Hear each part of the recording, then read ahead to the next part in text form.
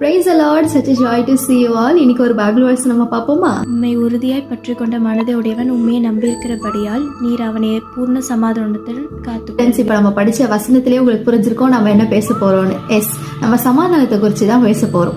இப்ப சமாதானம் அப்படின்னு சொன்னாலே என்ன ஆகும்? ஒரு சந்தோஷம். எல்லா இடத்துலயும் ஒரு சந்தோஷம் இருக்கும்போது சமாதானம் அதிகமா இருக்கும். உங்களுக்குள்ள உங்க ஃப்ரெண்ட்ஸ் அண்ட் ஃபேமிலிஸ், நெய்பர்ஸ் எல்லாருக்குள்ளயும் ஒரு சமாதானம் இருக்கும்போது சந்தோஷமா ஹாப்பியா அந்த டேவை என்ஜாய் பண்ணிட்டு இருப்பீங்க. உங்களோட வாழ்க்கையில சம்டைம்ஸ் சில சிச்சுவேஷன்ஸ் நம்மளோட சமாதானத்துல கொஞ்சம் பிரச்சனையாகிற மாதிரி இருக்கும். மேபி நீங்க நினைச்ச காரியங்கள், நீங்க வெயிட் பண்ணிட்டு இருக்க விஷயங்கள், உங்களோட ஜாப்ல, உங்களோட ஸ்டடீஸ்ல, இல்ல ஏதோ ஒரு புது பிசினஸ் ஸ்டார்ட் பண்றீங்க, எதுலயும் ஒரு காரியத்தை நீங்க ட்ரை பண்ணிட்டு இருக்கும் போது மேபி கொஞ்சம் டிஸ்டர்ப் ஆகலாம். நீங்க என்னடா இது, நான் இவ்வளவு நேரமா ட்ரை பண்றேன், இது கிடைக்கவே மாட்டேங்குது, நான் எவ்வளவு விஷயம் யூஸ் பண்ணிட்டே இருக்கேன், எவ்வளவு ப்ராஜெக்ட்ஸ் நான் பண்றேன், எவ்வளவு அசைன்மெண்ட்ஸ் நான் பண்றேன், பட் ஆனா எனக்கு கிடைக்க மாட்டேங்குதுன்னு சொல்லி மேபி நீங்க கொஞ்சம் டவுன் ஆகலாம். பட் ஆனா ஆண்டவர் உங்களுக்கு இன்னைக்கு சொல்றாரு, நான் உனக்கு ஒரு பூர்ணமான சமாதானத்தை தருவேன்.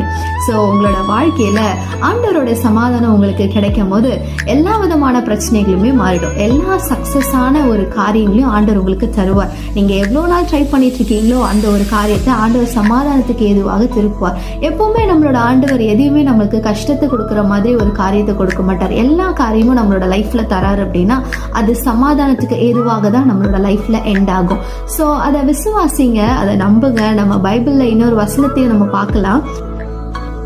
உம்முடைய வேதத்தை நேசிக்கிறவர்களுக்கு மிகுந்த சமாதானம் உண்டு, அவர்களுக்கு இடர்கள் இல்லை. இப்ப நம்ம படிச்ச வசனத்தின்படியே டெய்லி நம்ம வேதத்தை வாசிக்கிறோம் அப்படின்னா ஆண்டவருக்குள்ள இருக்க நமக்குள்ள இருக்க ஒரு சமாதானம் பெருகி கொண்டே இருக்கும்.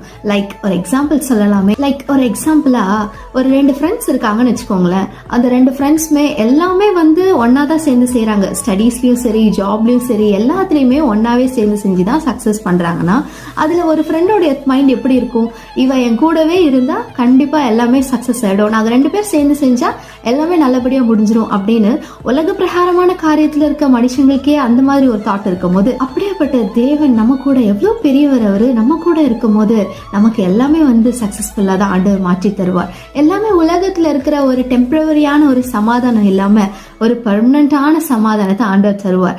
இந்த வருஷத்து எண்டில் இருக்கோம் நம்ம, இந்த கிறிஸ்துமஸ் சீசன், இந்த டைம்ல உங்களோட ஃபேமிலியில ஒரு சமாதானமும் ஹாப்பினஸும் கம்மியா இருக்கு, இல்ல பிரச்சனையாவே இருக்கு, நாங்க வெயிட் பண்ணிட்டு இருக்க பிளஸிங்ஸ் எங்களுக்கு கிடைக்கல அப்படின்னு நீங்க நினைக்கிறீங்கன்னா இன்றைக்கு ஆண்டவர் உங்களை பார்த்துதான் சொல்லுகிறார், விசுவாசிங்க. விசுவாசிக்கும் போது எல்லாமே ஆண்டவரால கூடும். மனுஷனால் கூடாதது என் தேவனால் கூடுமேன்னு சொல்லி வசனம் இருக்கிறது போல ஆண்டவர் உங்களை ஒரு மிகுந்த சந்தோஷத்துக்குள்ள கொண்டு போவார். இந்த மாதத்துல ஆண்டவர் ஒரு அளவில்லாத ஒரு பிளஸிங்ஸ்குள்ள உங்களோட குடும்பத்தை கொண்டு போவார். நம்புங்க, விசுவாசிங்க. ஆண்டவர் உங்களோட குடும்பத்தையும் உங்களையும்